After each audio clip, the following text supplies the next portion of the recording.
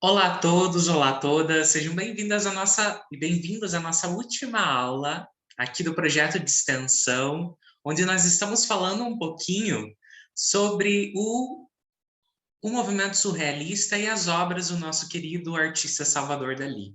Nessa última aula, nós vamos ainda falar sobre algumas questões da obra, da vida de Salvador Dalí, mas também nós vamos falar um pouco sobre a questão da arte com a saúde mental. Durante essas três primeiras aulas, nós conhecemos o movimento surrealista e a vida de Salvador Dalí e as suas obras. E em diversos momentos, nós percebemos o quê? Que o movimento surrealista e a obra de Salvador Dalí têm ligações muito nítidas com a psicologia, com a psicanálise da época, né? Com a psicanálise clássica de Freud. E nós percebemos que muito do movimento surrealista tem uma tendência a considerar os fenômenos mentais, espirituais, da alma, como algo de extrema importância para o seu trabalho figurativo, visual, pictórico, né? Então, se nós nos perguntarmos hoje em dia, por exemplo, né, em que nós estamos ainda vivendo a pandemia, que nós já percebemos o papel incrível que as artes tiveram durante a quarentena que nós passamos, e a gente pode começar a se perguntar qual é o papel da arte na vida mental, na saúde mental do ser humano em sociedade, né?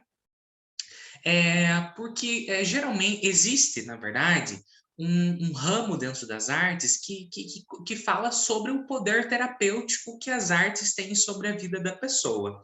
Eu, por exemplo, eu sou ator e diretor de teatro, além de professor de artes. E eu digo para vocês que o teatro foi a salvação na minha vida. Foi uma arte onde eu pude expressar o meu lado mais obscuro, os meus medos, as minhas imperfeições, tudo aquilo que eu não aceitava, seja no meu corpo ou na minha personalidade. Foi na cena onde eu consegui entender alguns problemas e traumas que eu tive na minha vida.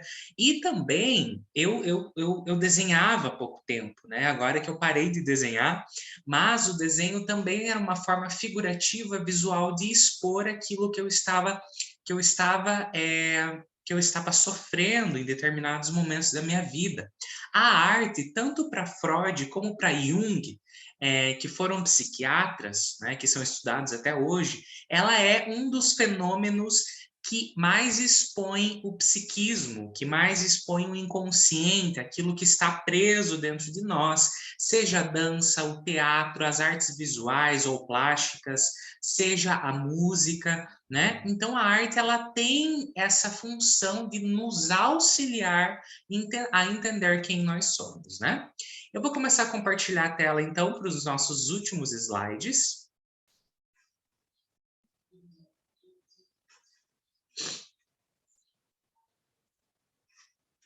Vamos lá, só um minutinho. Vamos então compartilhar aqui. Vamos lá. Nesse nosso primeiro slide, nós vamos relembrar um pouquinho do encontro que Salvador Dalí teve com Freud. Eles tiveram um encontro. A gente já viu que a psicanálise e a obra de Salvador Dalí tem uma linha de ligação, tem uma linha muito firme de irmandade. E vamos ler então aqui o que o slide diz. Indico, inclusive, que vocês acessem esse site, Psicanálise Clínica, que é um site que fala sobre psicanálise de uma forma fácil e didática, caso vocês queiram entender mais um pouco, tá? Salvador Dalí conheceu Freud por meio do livro A Interpretação dos Sonhos. Para quem não sabe, A Interpretação dos Sonhos é um dos livros mais famosos de Freud, escrito em 1900, da passagem do século XIX ao XX. Foi um boom nas ciências psicológicas, tá? E é possível afirmar que, após conhecer as ideias de Freud, Dalí iniciou uma nova fase artística. Como resultado, Dalí desenvolveu o método crítico paranoico, com o objetivo de encontrar informações guardadas no seu subconsciente. Então, olha só, Dalí encontra Freud, estuda o psiquismo, estuda como o homem funciona com Freud, estuda ideias de Freud, e ele dali cria uma técnica para que ajude ele na pintura, que é o método crítico paranoico, né? Aqui no próximo slide nós temos... deixa eu ver se é no próximo. É esse aqui. Dali autoinduzia alucinações a fim de acessar seu subconsciente ou inconsciente, enquanto criava a arte, um processo que ele chamou de método crítico paranoico. Sobre os resultados desse processo, Dali escreveu, abre aspas, sou o primeiro a ser surpreendido e muitas vezes aterrorizado pelas imagens que vejo aparecerem na minha tela. Ou seja, ele próprio se aterrorizava, ele se impressionava com o que a mente dele produzia na tela. Registro sem escolha e com toda a exatidão possível dos ditames do meu subconsciente, meus sonhos. Registro sem escolha. O que será que ele está tentando dizer? Que tudo que ele associava, tudo que ele pensava, as ligações mentais entre sonhos, alucinações, paranoias que ele tinha, ele expressava na tela. Por isso que ele tinha medo quando ele observava. Eu imagino até que ele pensava assim, meu Deus, o que é isso aqui? O que eu pintei? Né? Fecha aspas. Embora Dali alegasse se surpreender com as imagens, ele as produziu com precisão meticulosa, criando a ilusão de que esses lugares poderiam existir no mundo real. Em sua maneira tipicamente irônica, Dali proclamou, abre aspas, a única diferença entre um louco e eu é que eu não sou louco. Ou seja, ele se identifica como uma personalidade que conhece o seu psiquismo, que está em profusão com o seu psiquismo e deixa isso fluir por meio das artes, deixa isso fluir para a tela. Nós temos uma instância na nossa mente que, segundo Freud, se chama superego. O que é o superego? É aquela instância moral. São as leis, as moralidades, a ética, são as regras sociais que nós aprendemos. Então, sempre quando nós vamos expor alguma coisa muito íntima, o nosso superego reprime a gente. Ou seja, meu Deus, vou calar a boca, não vou falar isso. Ou até eu mesmo, quando estava em processo de desenhar, eu gostava muito de desenhar até pouco tempo, tinha coisas que eu queria desenhar que eu me autopunia. Eu falava assim, não, isso daqui, meu Deus, se alguém ver esse desenho dessa forma, assim, vão pensar que eu sou um louco. Então, essa instância do superego reprimindo o meu instinto artístico, o meu instinto inconsciente. Ao contrário de Dali, ele deixava esse instinto fluir, de forma que as suas pulsões, que a sua sexualidade, que os seus amores, as suas fantasias, os seus sonhos tinham livre expulsão para os quadros. Tá? Então, isso é bem interessante da gente comentar. Ainda sobre o encontro com Freud, do site psicanaliseclinica.com, ao passo que Dali se aprofundava na psicanálise, ele procurava por uma explicação para as obsessões que tinha. Portanto, o trabalho artístico dele serviu para o pintor analisar os seus conflitos pessoais. Olha só, o trabalho artístico, as suas pinturas serviram para Dali analisar os seus próprios conflitos, assim como a psicanálise fazia na época, né? Dessa forma, ele criou um mundo fantasioso para ser refletido no seu trabalho artístico. Olha só que incrível. Dali foi um psicanalista das artes. Ao invés de usar a palavra para analisar a si mesmo, como os psicanalistas faziam, ou para analisar outras pessoas, Dali usava a pintura para fazer a autoanálise do seu eu inconsciente. Olha que bacana isso, né? O método de Dali. Abre aspas. Aqui já está nesse outro site que vocês podem observar, tá? Heezer.com. O aspecto da paranoia em que Dali estava interessado e que ajudou a inspirar o método foi a capacidade do cérebro de perceber as ligações entre as coisas que racionalmente não estavam ligadas. Dali escreveu o método paranoico crítico comum, abre aspas, método espontâneo de conhecimento irracional, baseado na objetividade crítica e sistemática das associações e interpretações dos fenômenos delirantes. Então, Dalí tinha esses fenômenos delirantes, esses fenômenos dos sonhos, e ele fazia associações, ele fazia ligações que, para nós, meros mortais, talvez não tenha muita ligação, não tenha uma linha lógica, é só observar os quadros dele. No primeiro momento não tem uma ligação racional, mas para Dalí tinha uma associação psíquica nisso, né? Olha que interessante a gente saber sobre isso. Agora, nós vamos falar, a gente já observou então que Dalí ele usava a arte não só para expressar a sua identidade, a sua instância psíquica, mas, da mesma forma, ele usou a sua arte para se autoconhecer, para se autoanalisar e sistematizar quem ele é.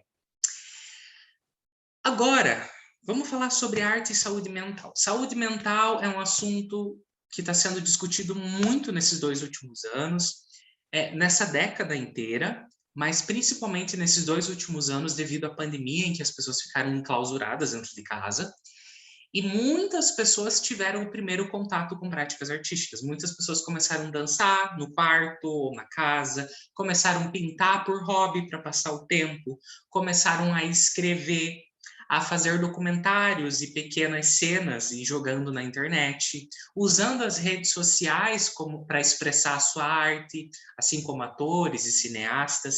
E muitas pessoas nem até hoje não perceberam que elas só aguentaram esse período da quarentena justamente por conta das práticas artísticas que elas começaram a realizar. A arte, ela tem essa necessidade, ela tem essa característica de expor aquilo que está doendo em nós. Não só o que nós interpretamos sobre o mundo, nossas críticas, nossas objeções, nossas premissas, mas também aquilo que nós não gostamos em nós, aquilo que não está resolvido em nós. Muitas vezes eu digo, por exemplo, no teatro, que eu consegui resolver conflitos e entender conflitos através das cenas que eram realizadas dentro do meu grupo de teatro, né?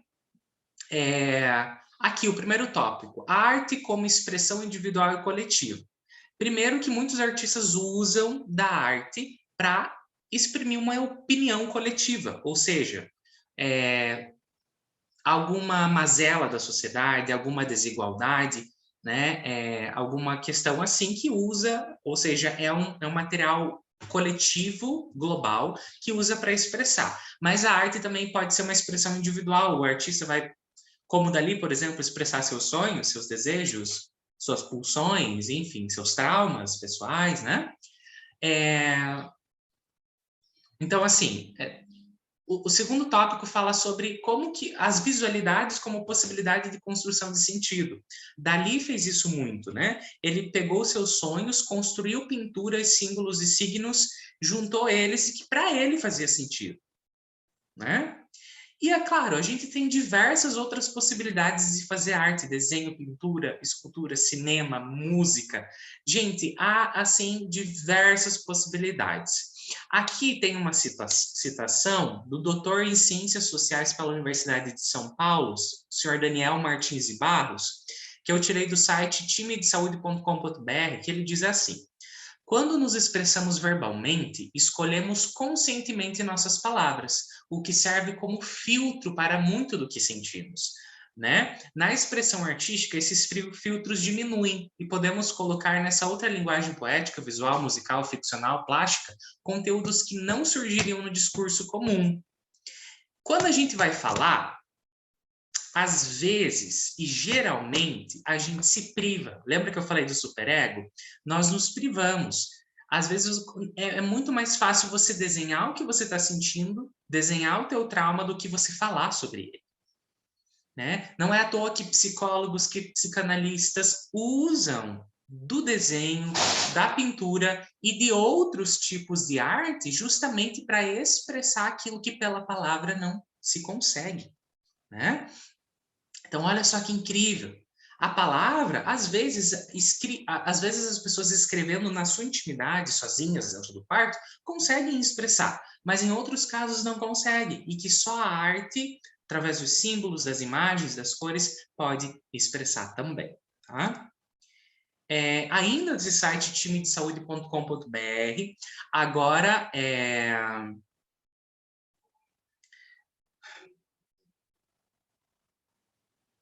Agora é de uma professora do programa de pós-graduação em Estudos Contemporâneos da Artes da Universidade Federal Fluminense. Ela diz o seguinte: não creio que a arte tenha um valor diretamente terapêutico, mas sim que ela culturalmente é um campo no qual se põe em jogo o singular, o individual, e o comum, o coletivo de todos. Por essa via, ela nos convida a reelaborar nossa relação com os outros de modo dinâmico e efetivo, contribuindo no campo da saúde mental, destaca Rivera, né? Professora Rivera. Então é interessante, pessoal, observar o quanto que nós temos essa possibilidade através das artes, essa possibilidade de se integrar a nós mesmos, se entregar e deixar fluir tudo aquilo que dói, aquilo que machuca, aquilo que está por dentro e que muitas vezes nós não conseguimos ajuda nenhuma, né? Bom, pessoal, essa quarta e última aula foi especial para a gente fechar o assunto sobre Dalí, sobre o movimento surrealista, e também foi uma tentativa de tentar expressar para vocês o que a arte significa, o que ela pode nos ajudar nesses tempos de quarentena, nesses tempos que nós estamos ainda tentando nos reerguer, né? Pessoal, agradeço a Karine, que foi a acadêmica que propôs esse projeto de extensão para a gente levar para a comunidade aqui da cidade de Quedas do Iguaçu, região e outros lugares do mundo, essa possibilidade de nós falarmos sobre arte, né? Quero agradecer ao Centro Universitário Internacional Ninter também, que nos apoiou, principalmente o Polo de Quedas do Iguaçu, né? E é isso, espero que a gente possa se ver em outros momentos, falar sobre isso. Para quem quiser me seguir nas redes sociais, eu tenho o meu Instagram, que é @jpedrodilima, com 2 As no final, né? E é isso aí, espero que vocês tenham curtido essas 4 aulas, compartilhem, comentem, curtam, compartilhem com os amigos esses links. Eu vou fazer uma playlist, a Karine vai fazer uma playlist no canal dela, para que os 4 vídeos estejam juntinhos, tá bom? Feito? Então, até mais e façam arte!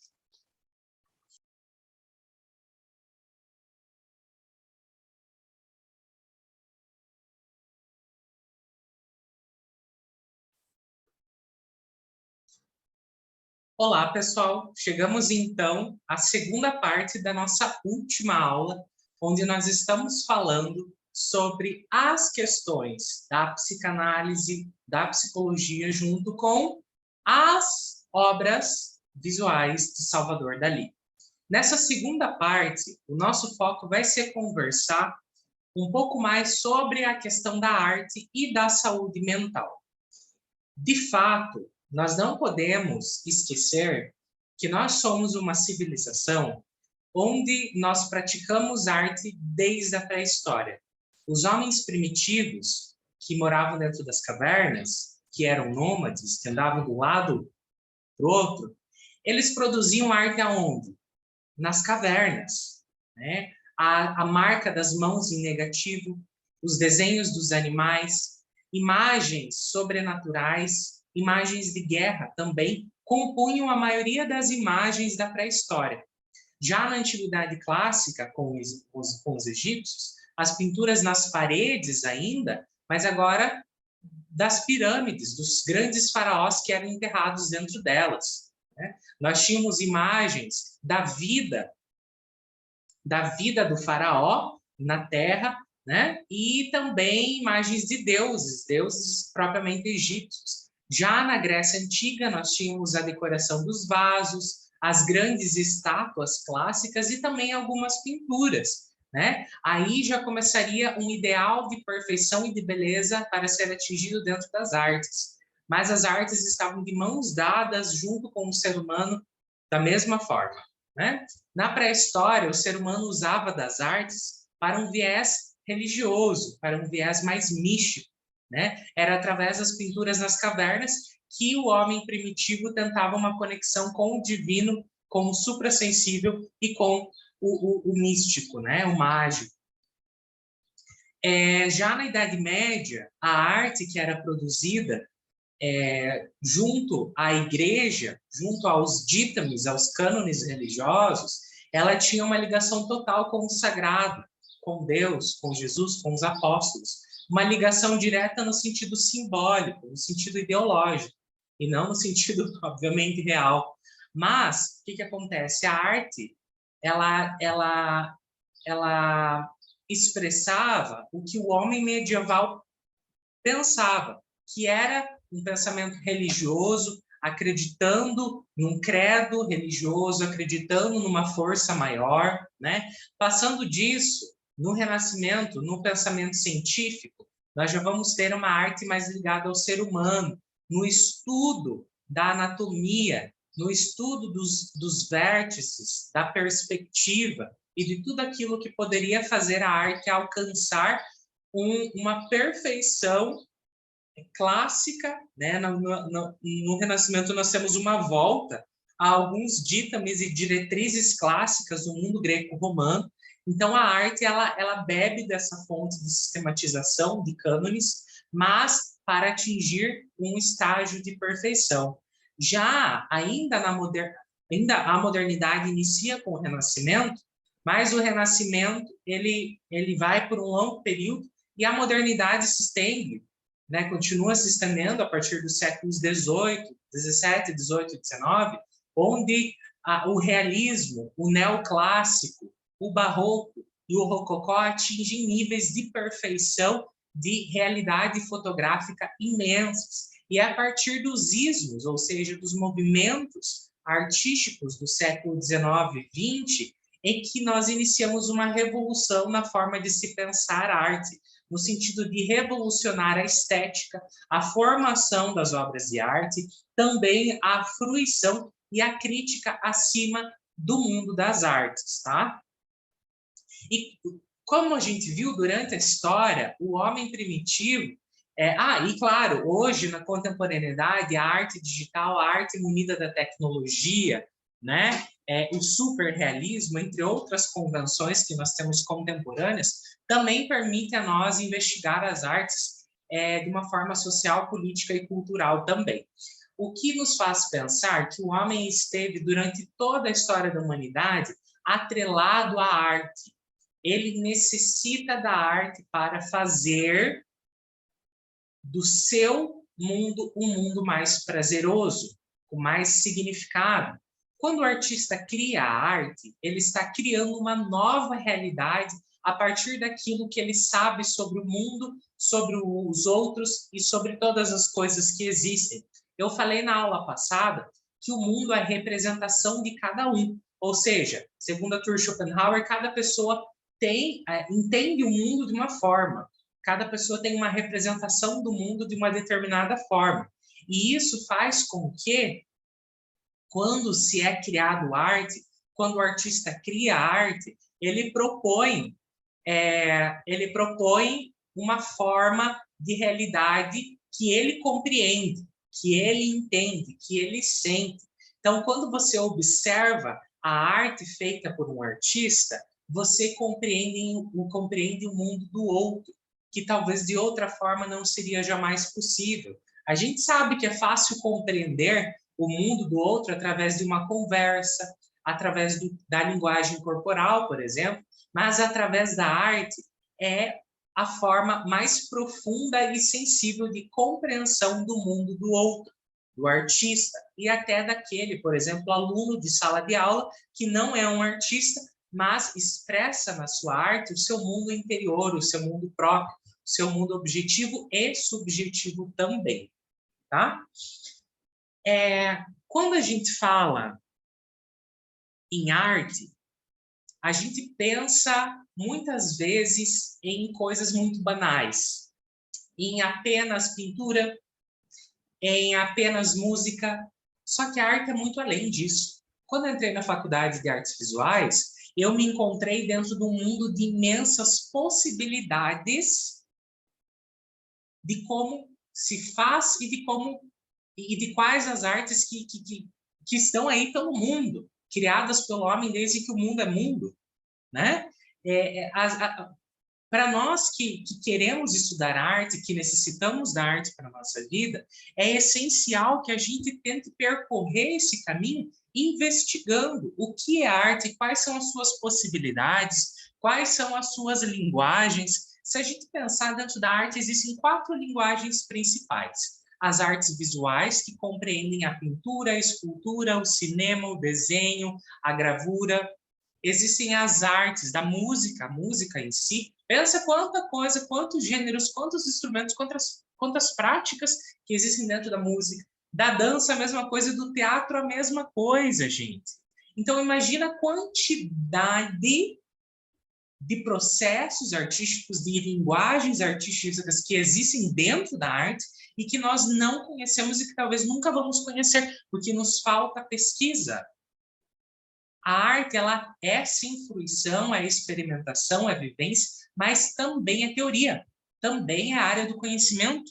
Nós precisamos se atentar a isso também, tá? Eu quero ler um trecho aqui do livro Arte como Terapia, da editora Intrínseca, escrito pelo Alan de Botton e John Armstrong. Eles dizem assim: para que serve a arte?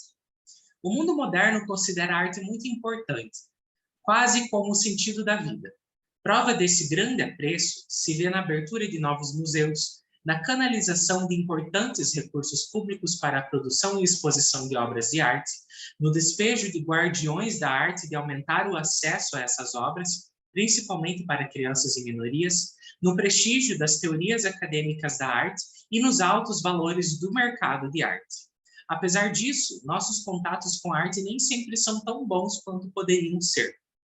Várias vezes saímos de exposições e museus altamente respeitados, sentindo-nos decepcionados e até mesmo perplexos e confusos, imaginando porque não tivemos a experiência transformada pela qual esperávamos. É natural achar que o problema é nosso, concluir que nos falta conhecimento ou sensibilidade. Nesse livro, afirmamos que o problema não está essencialmente na pessoa, está na maneira como o establishment artístico ensina, vende e expõe a arte. Olha que interessante. Aqui eles estão falando o formato que a arte é exposta. Primeira pergunta que eu tenho para vocês: a arte é acessível para todo mundo? Segundo, quando a gente pensa em acessibilidade, nós estamos pensando em não só se a arte chega a essas pessoas ou as pessoas têm acesso a essa arte, e se elas vão conseguir minimamente compreender a arte que está ali. Tá? Desde o começo do século XX, nossa relação com a arte tem se enfraquecido por causa de uma profunda relutância institucional em responder para que ela serve. Essa pergunta, muito injustamente, acabou se tornando grosseira, descabida e pouco atrevida. A expressão arte pela arte rejeita especificadamente a ideia de que ela possa servir a algo em particular, e assim o status elevado da arte fica misterioso e vulnerável. Será que a arte serve para alguma coisa além dela? Será que é só arte por arte mesmo, ou existe algo além disso? Existe uma função para a arte? Apesar do respeito em torno da arte, muitas vezes se supõe que ela é importante sem se explicar o porquê. Considera-se que todos conhecem seu valor. Isso é lamentável, tanto para os espectadores, quanto para os guardiões dessas obras. Ou seja, para que a arte serve? A gente precisa discutir o que a arte é, para que ela serve, porque nós estamos fazendo ela, porque nós estamos estudando. Não é porque eu gosto, mas por que você gosta? O que te chama a atenção? Qual que é a função da arte para você? E se tiver uma finalidade que pode ser definida e abordada em termos simples, ela pode ser um instrumento e precisamos observar melhor que espécie de instrumento é este e o que pode fazer de bom a nós. Próximo tópico, arte como instrumento. Como outros instrumentos, a arte tem o poder de ampliar nossas capacidades para além dos limites originalmente impostos pela natureza. A arte compensa algumas de nossas fraquezas inatas, nesse caso mais mentais do que físicas, fraquezas que podemos chamar de fragilidades psicológicas. Olha só, eu vou ler de novo. Como instrumentos, a arte tem o poder de ampliar nossas capacidades para além dos limites originalmente impostos pela natureza. A arte compensa algumas de nossas fraquezas inatas, nesse caso mais mentais do que físicas, fraquezas que podemos chamar de fragilidades psicológicas. Então, a arte entraria como um subsídio para para nos ajudar no processo mental, né? Aqui propomos que a arte, categoria que inclui obras de design, arquitetura e artesanato, é um meio terapêutico que pode ajudar a guiar, incentivar, consolar o espectador, permitindo-lhe evoluir. Um instrumento é uma extensão do corpo que permite realizar um desejo e é necessário por causa de um impedimento de nossa constituição física. Uma faca, uma resposta à nossa necessidade e incapacidade de cortar. Uma garrafa é uma resposta à necessidade e incapacidade de carregar água. Para descobrir a finalidade da arte, é preciso perguntar o que deveríamos fazer com nossa mente e nossas emoções, mas não conseguimos fazer de muito bem. Em quais fragilidades psicológicas a arte pode ajudar?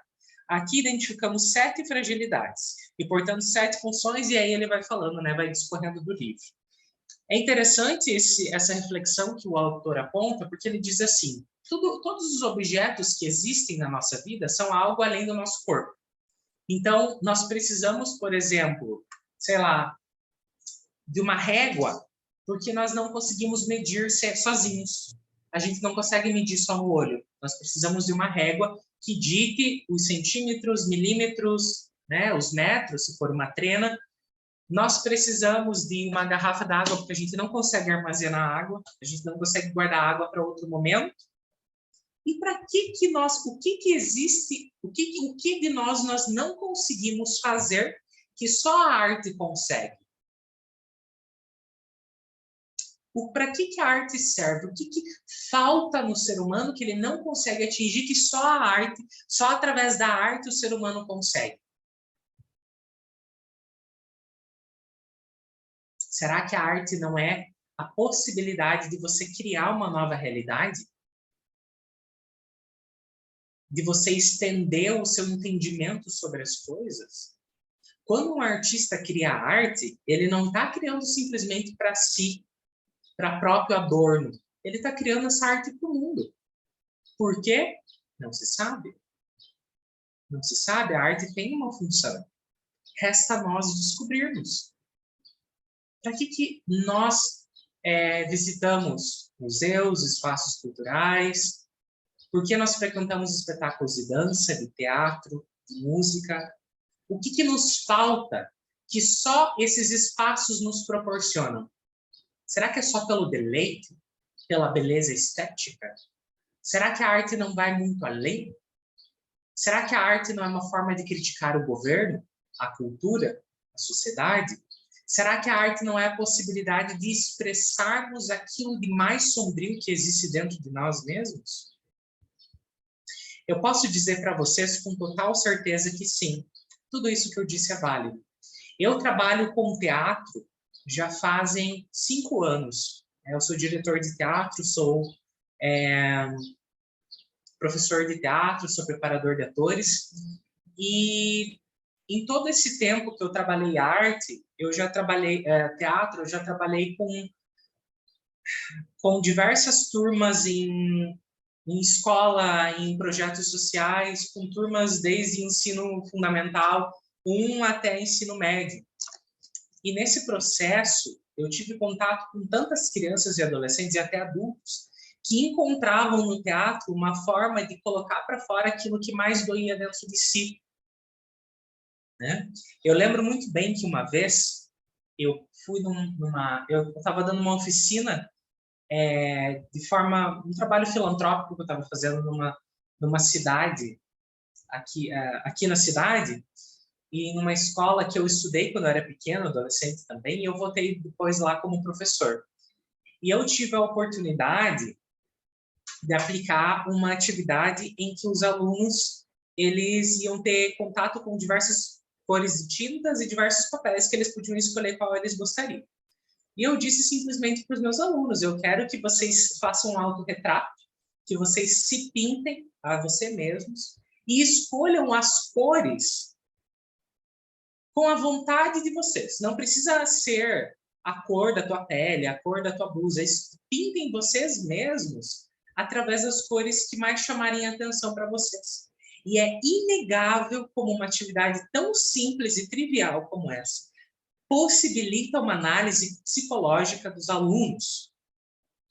Muitos alunos usaram cores frias, usaram cores sombrias, como o bege, preto, o branco, o cinza, cores obscuras no sentido da pigmentação mesmo, sabe?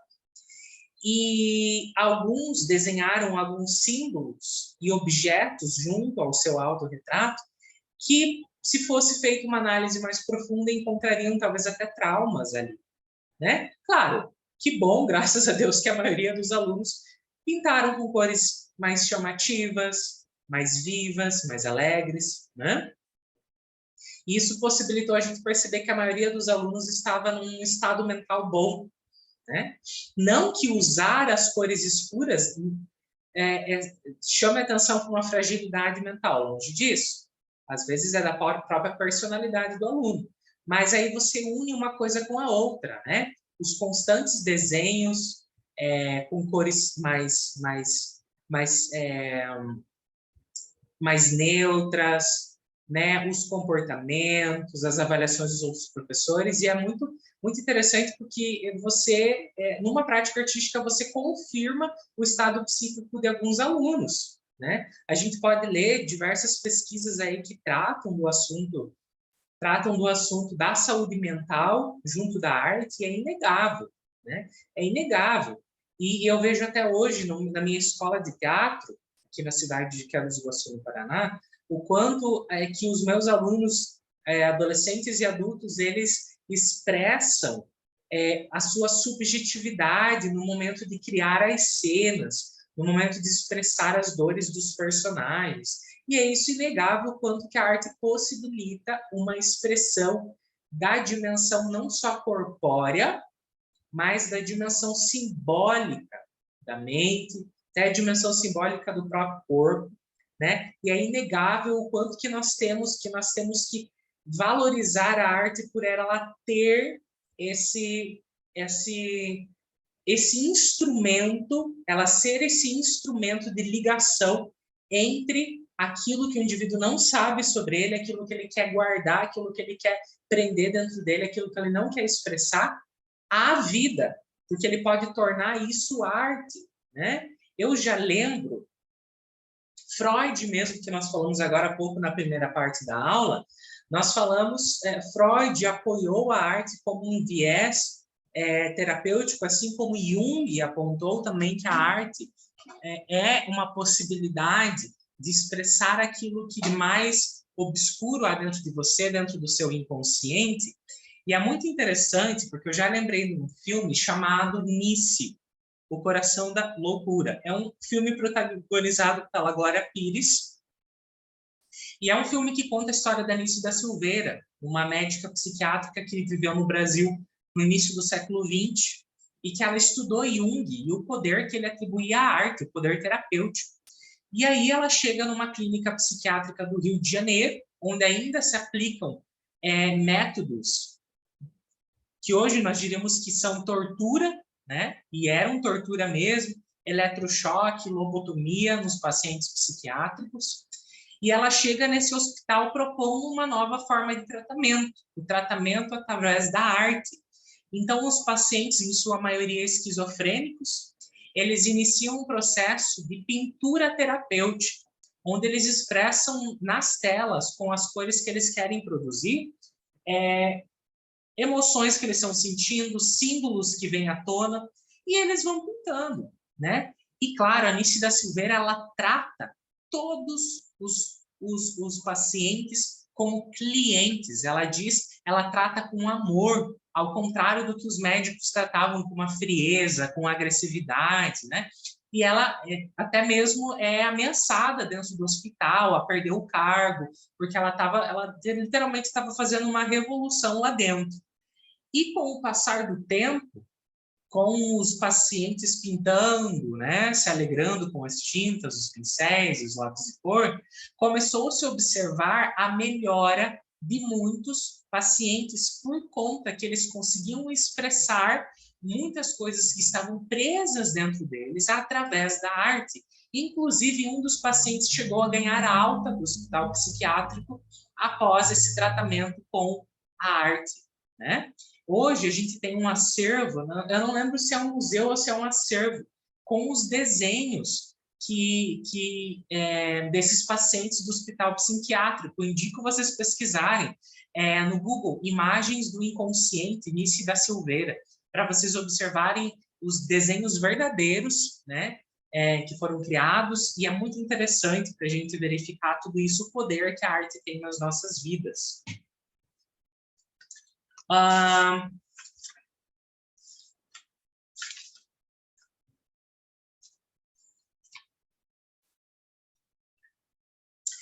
Eu vou ler uma outra parte desse livro, a arte como terapia, que é um quesito da esperança, tá? Então, eu vou ler, depois eu mostro algumas obras de arte bem interessantes para a gente, tá bom? Vamos lá?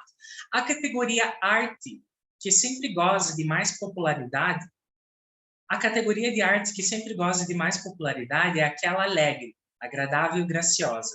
Campinas primaveris, sombras de árvores no calor do verão, paisagens bucólicas, crianças sorridentes. Isso pode incomodar profundamente as pessoas de gosto e inteligência. Esse amor pelo gracioso muitas vezes é tido como reação vulgar até ruim, mas é tão dominante e generalizado que merece atenção e que pode conter pistas importantes sobre a função essencial da arte. No nível mais básico, apreciamos pinturas graciosas porque gostamos da coisa real que representam. Ou seja, a gente gosta das telas mais animadas e divertidas porque ela transmite um sentimento alegre, né? Não seria surpresa encontrar a reprodução de uma pintura evocando a serenidade da água ao ar livre num apartamento de um prédio urbano alto e barulhento. Olha só, não seria surpresa encontrar a reprodução de uma pintura feliz, de uma pintura calma, de uma pintura mais sóbria, num apartamento agitado, que muitas vezes a pessoa compensa uma coisa com a outra inconscientemente, né? A preocupação com o gracioso é dupla. Em primeiro lugar, as pinturas graciosas supostamente alimentam a sentimentalidade, que é sintoma de falta de envolvimento com a complexidade, termo usado para designar problemas. A pintura graciosa parece sugerir que basta enfeitar o apartamento com um quadro de flores para tornar a vida agradável, porque o quadro representa para a pessoa essa questão agradável, né? Se perguntássemos à pintura o que há de errado com o mundo, é como se ela respondesse: faltam jardins aquáticos japoneses. Resposta que demonstra a ignorância de todos os problemas mais urgentes que a humanidade enfrenta, basicamente econômicos, mas também morais, políticos e sexuais. A própria singeleza e simplicidade da pintura parece se opor a qualquer tentativa de melhorar a vida. Em segundo lugar, há medo correlato de que o gracioso nos deixe entorpecido, que fiquemos pouco críticos ou atentos às injustiças da nossa volta. Por exemplo, um operário de uma indústria automobilística em Oxford talvez compre um belo cartão postal com Blenheim Palace, ali perto, sede histórica dos duques de Marlborough, e passe por cima das injustiças do seu indigno proprietário aristocrata.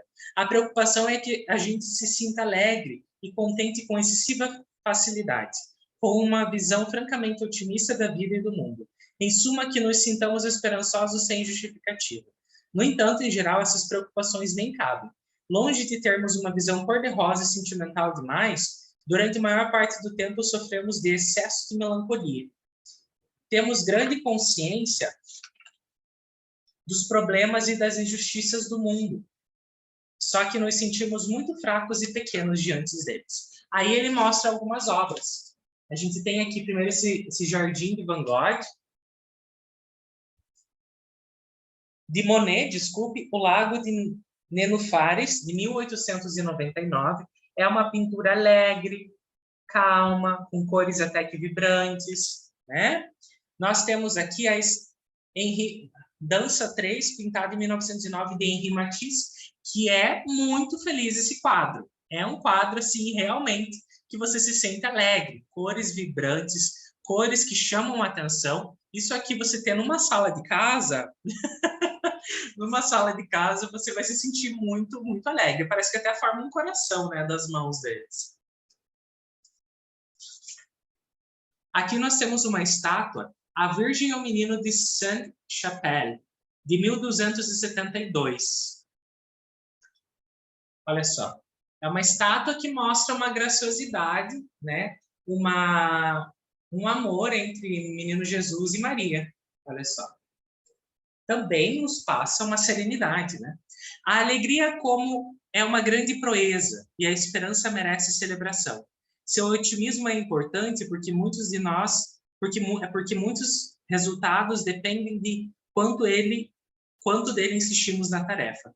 Trata-se de um ingrediente importante do sucesso. Isso contraria a visão elitista de que o talento é primeiro requisito para uma vida boa, já que em muitos casos a diferença entre sucesso e fracasso reside em nossa simples sensação do que é possível fazer e da alegria que nos reunimos para convencer os outros sobre o que nos cabe.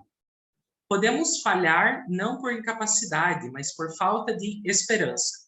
Os problemas atuais raramente são criados por gente que com uma visão de mundo cor-de-rosa das coisas. Os problemas do mundo nos são apresentados com tanta frequência que precisamos de instrumentos para preservar o ânimo.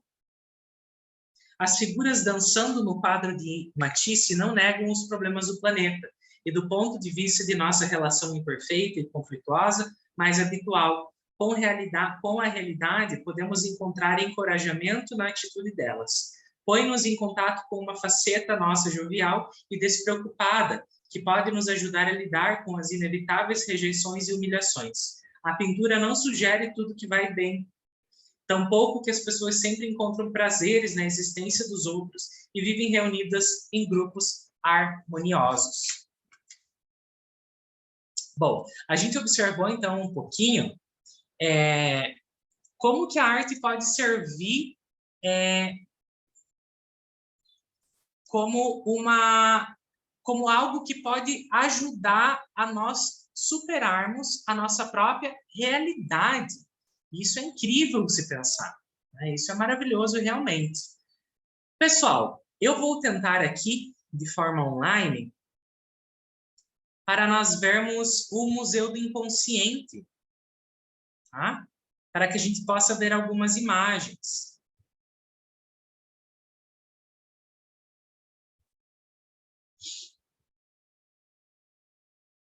Só para que vocês conheçam um pouquinho mais, tá?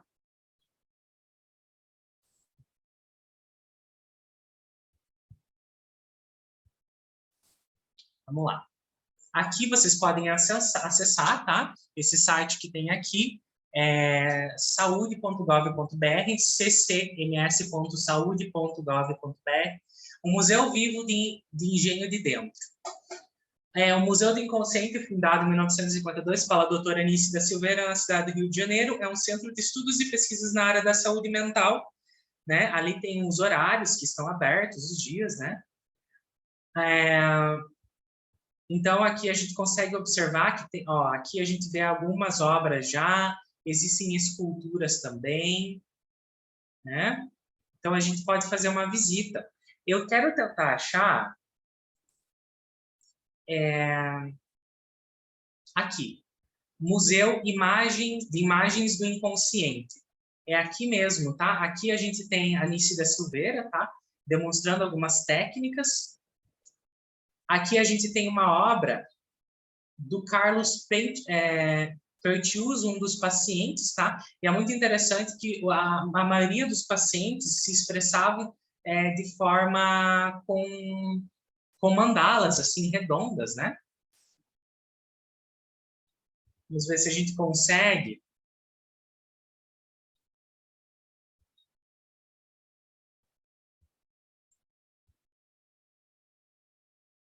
Octávio, aqui uma obra do Octávio Ignácio.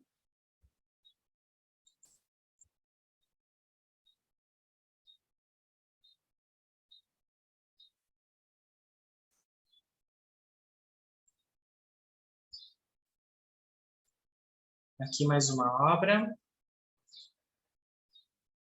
Ele e o Sérgio. Manuel Godinho. Mais uma mandala, né? Olha esse.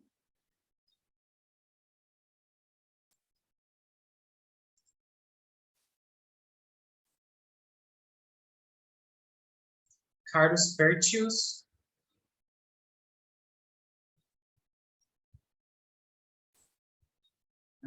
Mas, enfim, pessoal, aqui vocês podem acessar, vocês podem ver mais algumas imagens no Google.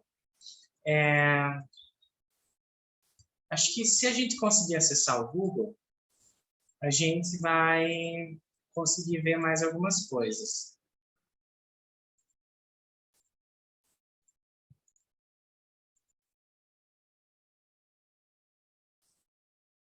Vamos ver aqui. O museu é um local físico, tá? Só para deixar bem claro para vocês. Mas é aqui, ó, onde existem algumas obras. Aqui tem uma foto com algumas obras. Quem tiver a oportunidade de visitar mais online ou até presencialmente seria bem interessante. Pessoal, todo esse processo que nós caminhamos, esse processo desde a nossa primeira aula, onde nós discutimos um pouco da obra de Salvador Dalí, onde nós pudemos conversar sobre questões do movimento surrealista, como ele começou, quem foram os principais participantes. Nós vimos algumas obras dos participantes, né? Nós vimos que o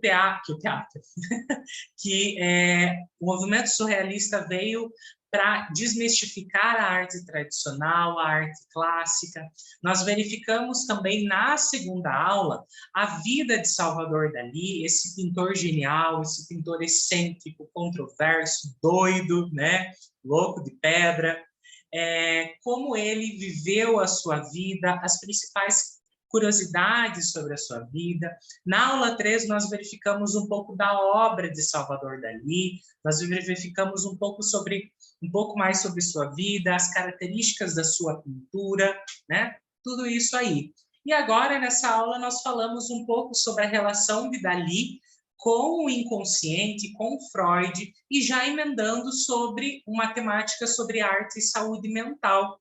É isso que nós queremos, assim, a mensagem que eu quero deixar para vocês é justamente essa. Se perguntem, o que é a arte para você? O que é a arte para você? Qual que é a função que a arte exerce na sua vida? Qual que é a função da arte na sociedade? Para que ela existe? Para que ela está aqui? Né? Nós precisamos nos perguntar, nós precisamos nos fazer refletir. E outra coisa, produza arte, faça arte, seja o que for. Pode ser uma pintura, pode ser um desenho, pode ser uma poesia, pode ser um texto que você exerça, um texto ilustrado, né? Expresse o seu inconsciente, expresse as partes mais obscuras de você. É necessário que você faça tudo isso para você perceber o poder da arte na sua vida, tá bom? Bom, pessoal, eu vou ficando por aqui, né? Já falei muito nessas 4 aulas, foram 4 horas diretas de aula, de muito conteúdo, né? Espero que eu tenha referenciado aí todo mundo que eu trouxe para cá. Quero agradecer a Karine de Oliveira Santos, acadêmica de artes visuais do Centro Universitário Internacional Uninter. Quero agradecer à Uninter por proporcionar essa possibilidade de nós estarmos criando algum tipo de projeto para a nossa cidade, para o nosso desenvolvimento, né? Isso é muito importante, tá bom? Então, beijo a todos e até mais!